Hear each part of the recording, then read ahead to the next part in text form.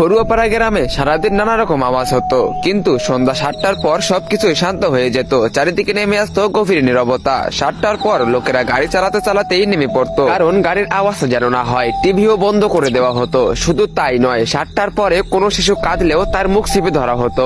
একদিন সন্ধ্যা 7টার সময় একজন লোক চুপি চুপি হেঁটে যাচ্ছিল। তখনই তার সামনে একটি ইঁদুর এসে পড়ে। ইঁদুর দেখে লোকটি ভয়ে চিৎকার করে ওঠে, আর ঠিক তখনই সেই লোকটির শরীর ছিঁড়া টুকরা হয়ে যায়। যারাই সামান্য আওয়াজ করতো তাদের সবার সঙ্গেই এমনটা ঘটতো, এমনকি ভুলবশত আওয়াজ হলেও। পরের দিন রাইস্টার ভুল করে পড়ুয়াপাড়া গ্রামে ঢুকে পড়ে। অচেনা রাইস্টার এগিয়ে যাচ্ছিল, এমন সময় সন্ধ্যা হয়ে আসে। চারিদিকে কেবল একটি আওয়াজ শোনা যাচ্ছিল, 7টা বাজতে আর কয়েক মিনিট বাকি আছে। ঠিক তখনই রাইস্টার দেখতে পায় যে পাশ দিয়ে একটি লোক গাড়ি চালিয়ে আসছিল। হঠাৎ গাড়ি থেকে নেমে গাড়ি না চালিয়ে ঠেলতে ঠেলতে গাড়িটাকে সামনে নিয়ে যাচ্ছিল। এটা দেখে রাইস্টার আশ্চর্য হয়ে যায়। সে তখন তার বাইক থেকে নেমে লোকটির কাছে যায় এবং জিজ্ঞেস করে, আরে ভাই, আমাকে একটা কথা বলো তো, তুমি গাড়ি চালাতে চালাতে হঠাৎ ধাক্কা দিয়ে নিয়ে যাচ্ছ কেন? আর এই অদ্ভুত আওয়াজটা কিসের? লোকটি বলল, আরে তোমার মরার ইচ্ছা না থাকলে মুখ বন্ধ করে রাখো। 7টা বাজতে আর মাত্র 2 মিনিট বাকি। তুমি অন্য কোনো কাজের লোক মনে হচ্ছে। চলো আমার বাড়িতে, তবে একটু আওয়াজ করবে না। এরপর রাইস্টার সেই লোকটির পিছু পিছু তার বাড়িতে চলে যায়। লোকটি রাইস্টারকে চুপ থাকার ইশারা করছিল।